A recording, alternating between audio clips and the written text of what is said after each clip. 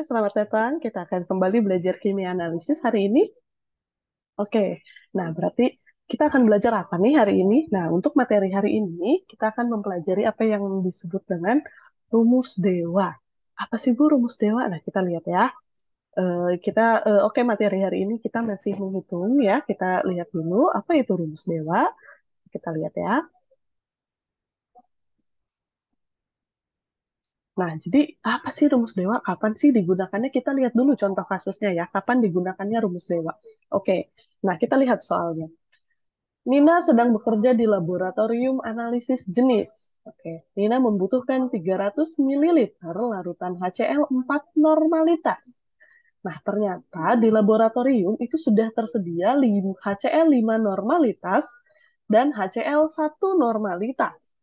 Jadi berapa masing-masing volume HCl 5 normalitas dan HCl 1 normalitas yang harus kamu campurkan untuk mendapatkan HCl 4 normalitas gitu ya.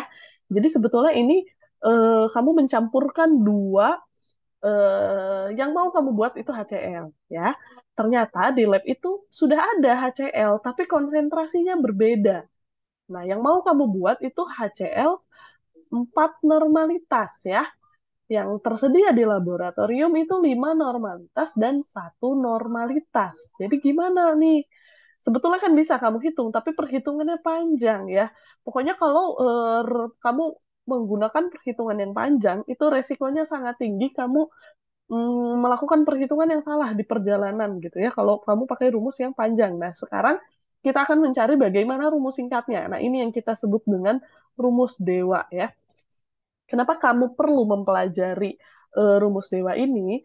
Nah, untuk contoh soal ini mungkin angkanya masih sederhana ya, angkanya masih 5 normalitas, 1 normalitas, dan 4 normalitas. Nah, nanti ada yang perlu diperhatikan ya dari angka-angka ini. Tapi kenapa sih? Apakah terjadi di laboratorium seperti ini? Nah, terjadi, tapi mungkin tidak dalam angka yang seperti ini ya. Ini adalah skala yang kecil supaya kamu paham dulu ya, supaya mudah dulu untuk memahaminya.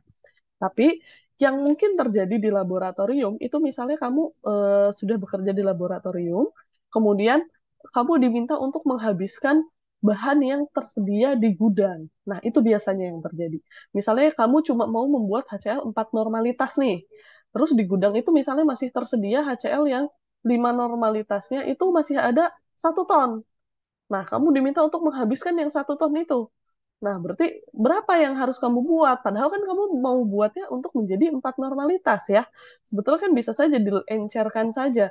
Tapi ini kalau misalnya sudah tersedia di laboratorium. Nah, jadi di sini kan berarti tersedia yang 5 normalitas dan 1 normalitas. Kalau memang hanya ada yang 5 normalitas, ya sudah kamu encerkan saja, kan begitu. Tapi kalau misalnya ada nih yang 1 normalitas, sedangkan yang 1 normalitas itu misalkan jarang digunakan.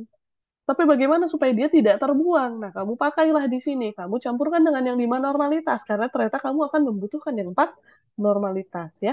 Jadi sebetulnya mengapa ini penting kamu pelajari?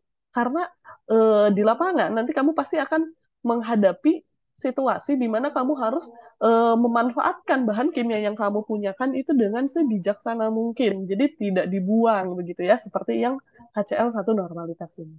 Nah, sekarang kita lihat ya pemecahan masalahnya. Oke, kita lihat dulu. Kamu memiliki HCl 5 normalitas dan 1 normalitas, ya kan?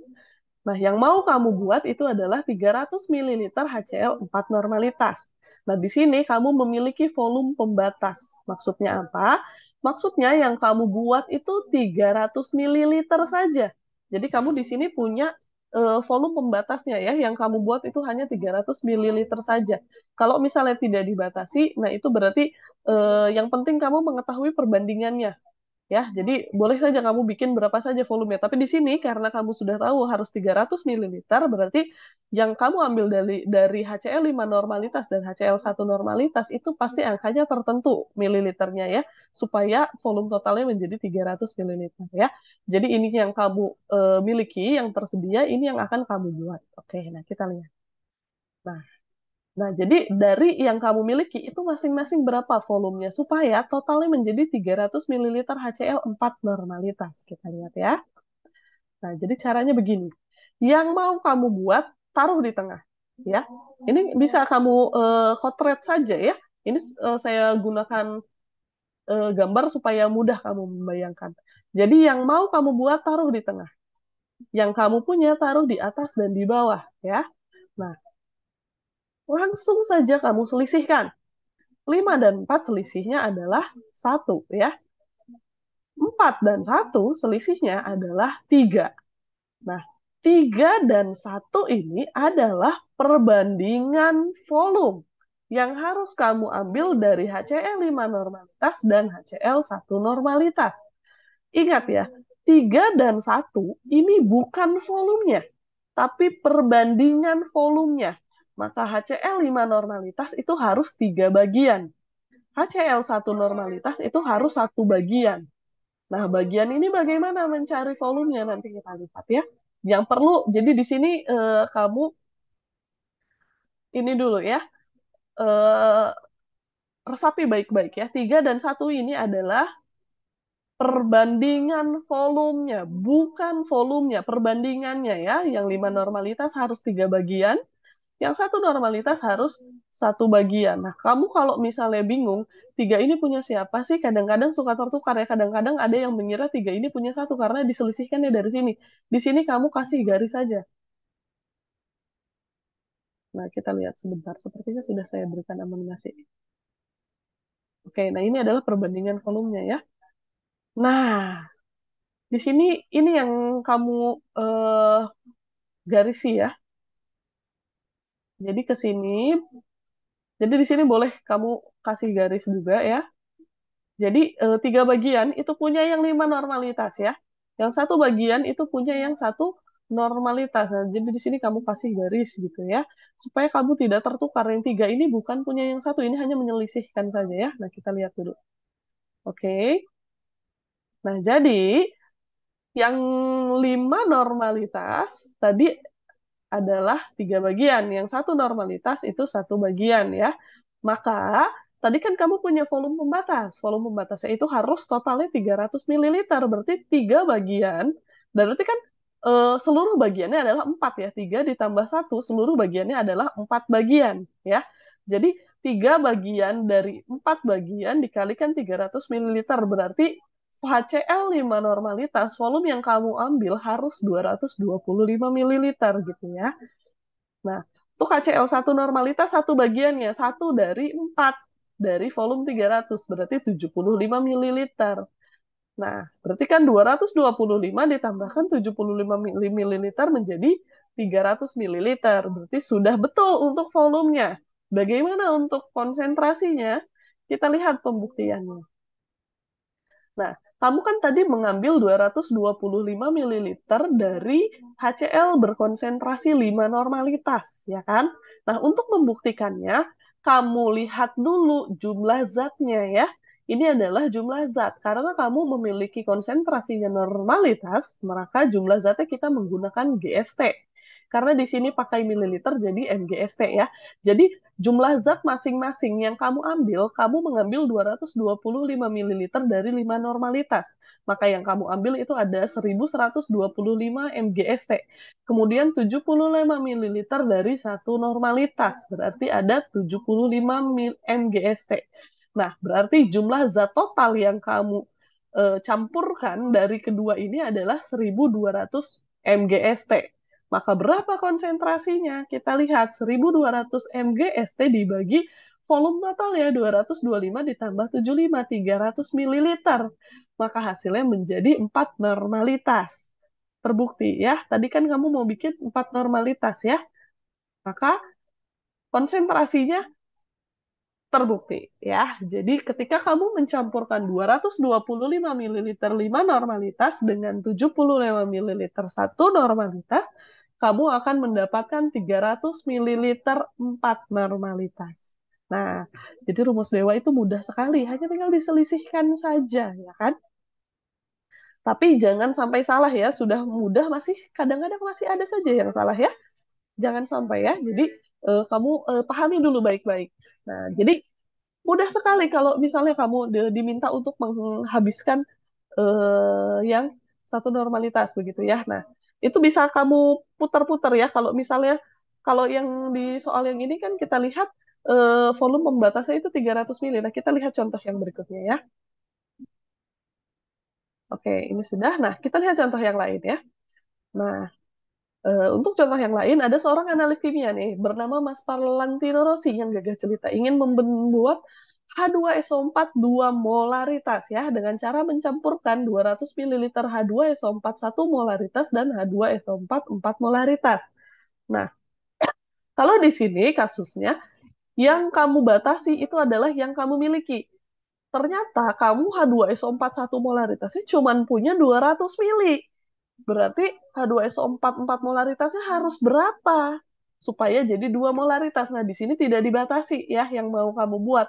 Tapi yang terbatas itu yang kamu punya. Nah, kalau kamu yang kamu punya terbatas, bagaimana menghitungnya? Nah, ini bisa kita hitung juga ya. Nah, kita lihat ya penyelesaiannya. Kita lihat. Nah, kalau sekarang yang kamu punya itu yang 1 molaritas dan 4 molaritas. Nah, ini terbatas nih. Kamu cuma punya 200 mililiter yang 1 molaritas. Berarti kalau ini mau kamu pakai semua, mau kamu habiskan, berarti si 4 molaritasnya harus berapa? Sedangkan yang mau kamu buat itu adalah 2 molaritas, begitu ya.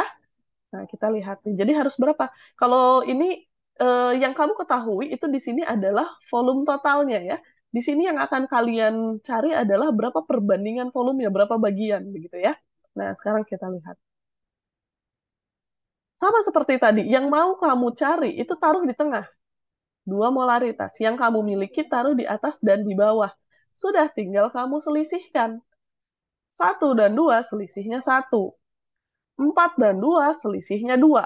Maka H2SO4 1 molaritas itu harus 2 bagian volumenya ya. H2SO4 4 molaritas itu harus 1 bagian. Nah, kan ini 2 bagian yang 1 molaritas. Tadi kamu punya 200 mililiter. Nah, kita lihat ya.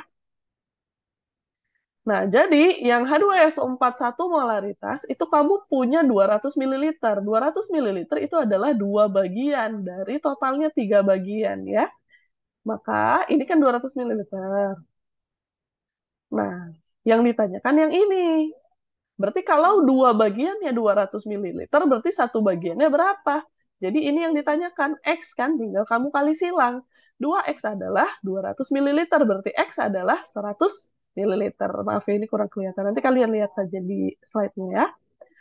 Nah, berarti yang kamu ambil dari H2SO4 4 molaritas itu harus 100 mililiter kalau kamu mau menghabiskan 200 mililiter H2SO4 1 molaritas untuk mendapatkan konsentrasi 2 molaritas gitu ya. Nah, ini kita buktikan. Jadi kalau misalnya 200 mililiter 1 molaritas, nah ini kan molaritas, berarti satuannya mol. Oh, ini harusnya milimol ya, maaf nanti saya perbaiki ya. Oke, 100 mililiter dikali 4 molaritas menjadi 400 milimol. Totalnya 600 milimol. Maaf ya, ini nanti saya perbaiki. Jadi 600 milimol kita tulis saja dulu di sini ya. Milimol. Maaf. Sebentar. Kita pakai ini supaya lebih enak.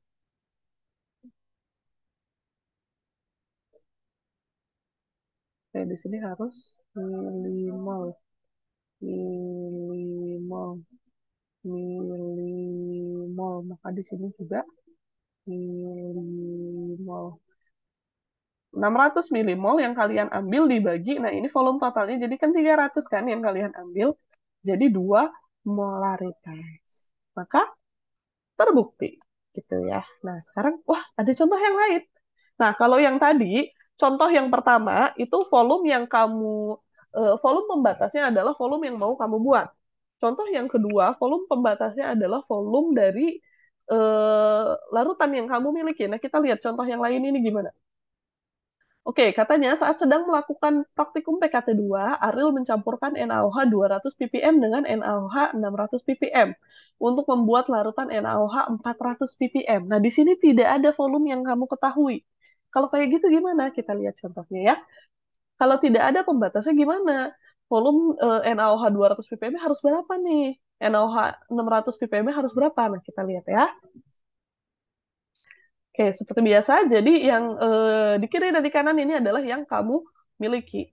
Yang di tengah itu adalah yang mau kamu buat. Nah, ada satu hal yang harus kalian perhatikan.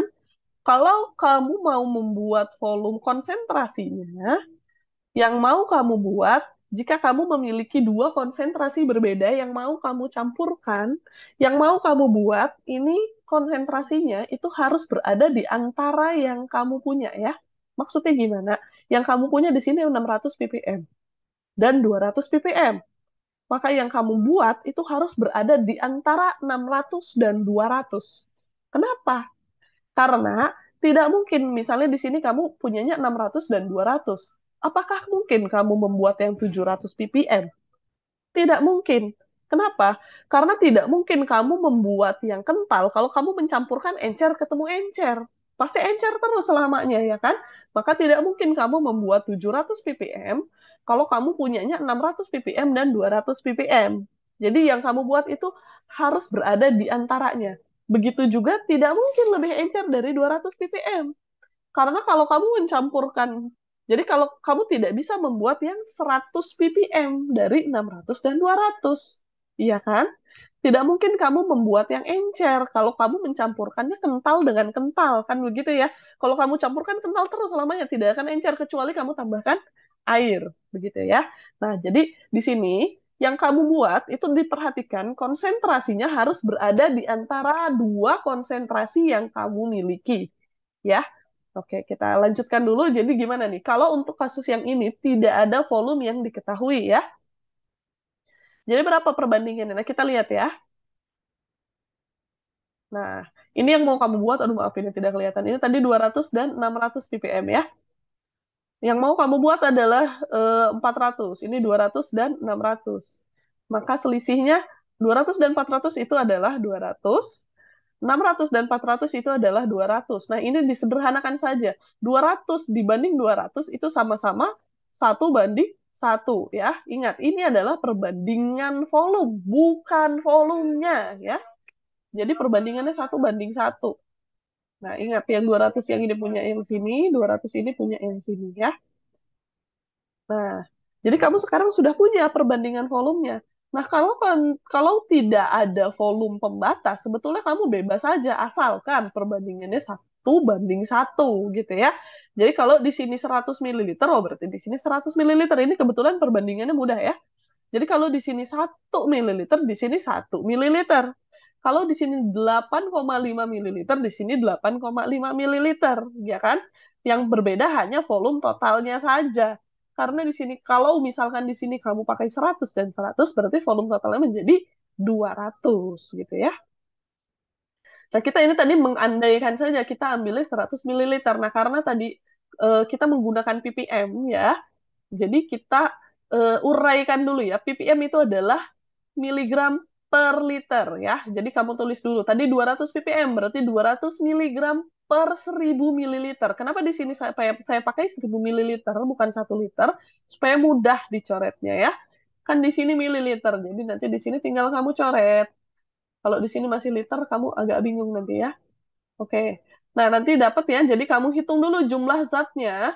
Dalam 100 mililiter konsentrasi 200 ppm itu ada 20 miligram berarti. Ya kan? Ada 20 miligram apa tadi?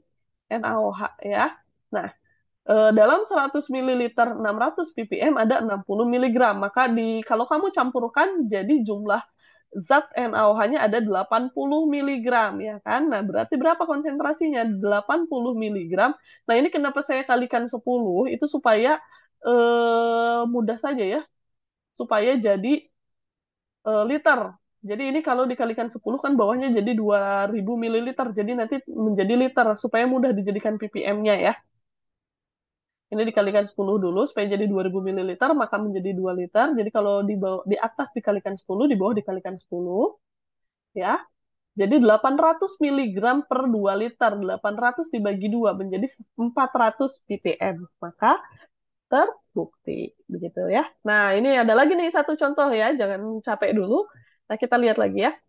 Ibu Dinan sedang membuat larutan NaCl 20% di laboratorium AI2, katanya. Ternyata NaCl yang tersedia adalah NaCl 10% dan NaCl padat. Nah, jadi kita lihat nih, bisa nggak sih Bu kalau misalnya dicampurkannya larutan dengan padat? Bisa, ya. Berapa mililiter NaCl 10% dan berapa gram NaCl padat yang harus dicampurkan? Nah, hati-hati nih. Jadi kalau padat, itu berarti kan dia 100%. Ya. Nah, ini kebetulan semuanya saya jadikan persen, jadi kamu mudah menghitungnya. Kalau misalnya kamu mau mencampurkan yang padat dengan larutan, misalkan di sini konsentrasi yang diketahui adalah normalitas, maka kamu ubah dulu ke persen supaya gampang kamu ya, karena di sini kan persen, 100% ya. Sebetulnya bisa saja kamu konversi dulu ya, 100% ke normalitas itu berapa. Tapi lebih mudah diubah ke persen saja begitu ya. Nah, kita lihat nih. Oke. Jadi yang padat itu adalah 100% ya. Yang kamu miliki adalah yang padat, NaCl padat, dan NaCl 10%. Oke. Yang mau kamu buat adalah 20%. Ingat, yang kamu buat itu harus berada di antara yang tersedia ya. Oke.